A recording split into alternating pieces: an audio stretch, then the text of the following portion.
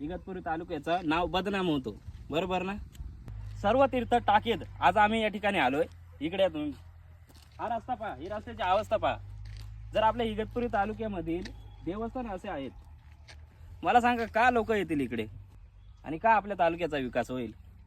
कशासाठी आपण निवडून देतोय लोकांना? आपले कामच जर होत नसतील. चला इकडे, आता ही गाडी जाईल पहा तुम्ही एकदा.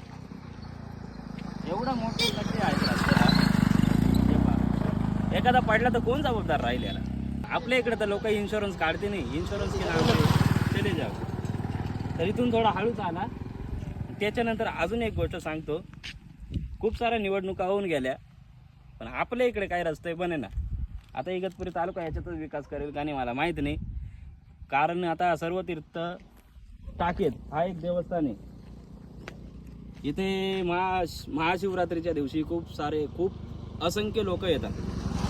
त्या लोकांना जर असे रस्ते दाखवत असेल तुम्ही, तर पुढच्या वेळेस ते लोक कधी येणार नाहीत. मी सांगून देतो, लिहून देतो तुम्हाला. आणि यामुळे आपल्या